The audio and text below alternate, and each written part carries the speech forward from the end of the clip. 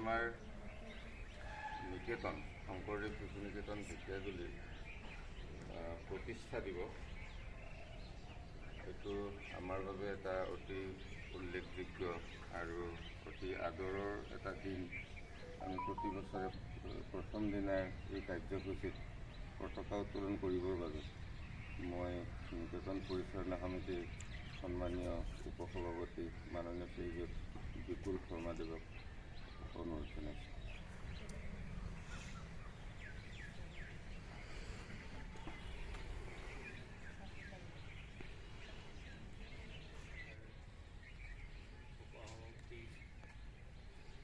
মহোদয়, উপস্থিত নয়ন হলাই ছাৰ, আমাৰ সন্মানীয় প্ৰধান আচাৰ্যদেৱ তথা আচাৰ্যবৃন্দ, আজি আমাৰ নিকেতনৰ 28 সংখ্যক প্ৰতিষ্ঠা দিৱস। আজিৰ পৰা 28 বছৰ আগতে এই মহান অনুষ্ঠানটিক কেইজনমান ব্যক্তি এক মহৎ উদ্দেশ্য লৈ স্থাপন কৰিছিল। সেইসকলৰ ভিতৰত কেইবাজনো আমাৰ মাজৰ পৰা আঁতৰি গৈছে। সেইসকলক আজিৰ আমি এই দিনটোত আমাৰ তৰফৰ পৰা শ্ৰদ্ধাঞ্জলি জ্ঞাপন কৰিছোঁ। লগতে এই অনুষ্ঠানটোৱে আজিৰ যি মৰ্যাদা পাইছে সমগ্ৰ এই অঞ্চলটো, তাৰ বাবে মই এজন উপসভাপতি হিচাপে যথেষ্ট গৌৰৱান্বিত।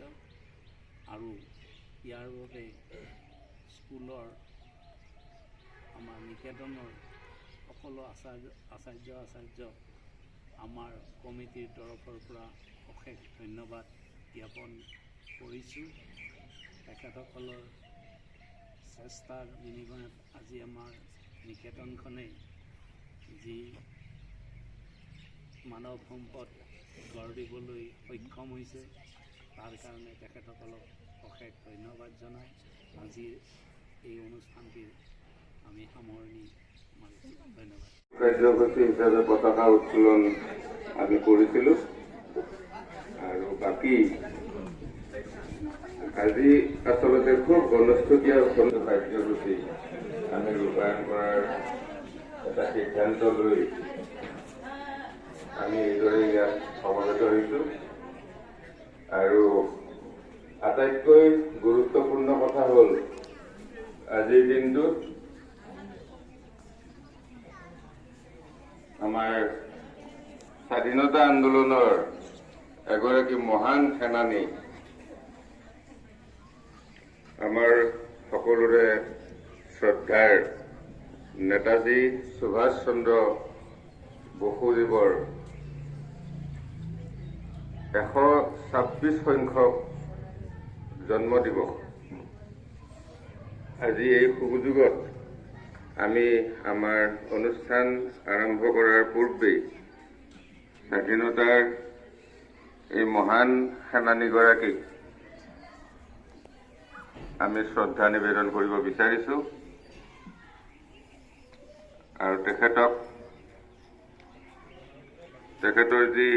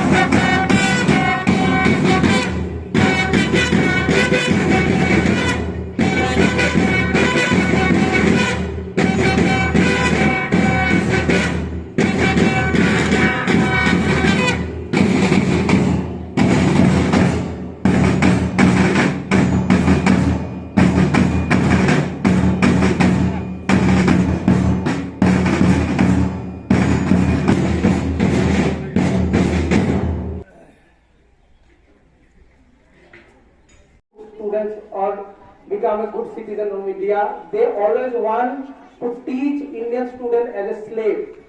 They always want slavery through the Indian students. But our Netaji Subhash Chandra Bose doesn't think that.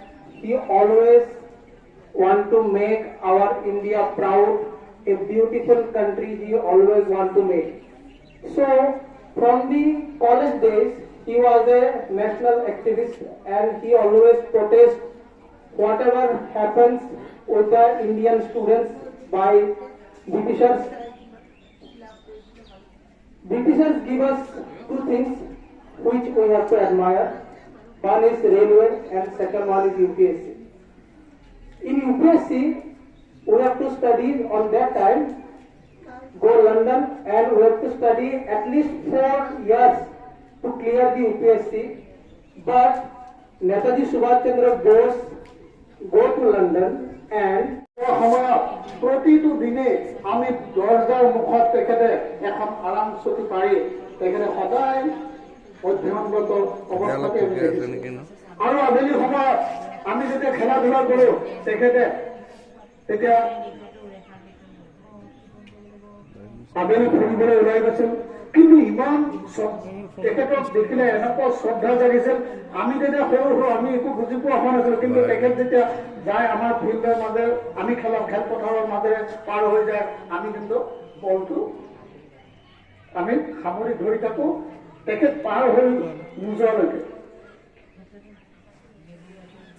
এইগৰাকী ব্যক্তি যাৰ নামে ঢেকীয়াজুলিত চিনি পাইছিল তেখেতৰ যে যাৰ ভাষণত অগ্নিবয় হৈছিল পুষ্পলতা বাইদেউ এই দুগৰাকী ব্যক্তিয়ে ঢেকীয়াজুলিৰ গুৰুত্ব যথেষ্ট পৰিমাণে বৃদ্ধি কৰিছিল ঢেকীয়াজুলিৰ সমাজখনত যথেষ্ট অৰিহণা আৰু অৱদান দি থৈ গৈছিল আজিও আপোনালোকে সকলোৱে আমাৰ ঢেকীয়াজুলি উচ্চতৰ মাধ্যমিক বিদ্যালয়লৈ যোৱা পথত তেখেতৰ যেটো অমিয়া কুমাৰ দাস ট্ৰাষ্ট এটা সাধাৰণ অসম আৰ্হিৰ এটি সাধাৰণ ঘৰত তেখেতে বসবাস কৰিছিল যি নেকি অসম চৰকাৰৰ শিক্ষা যোগান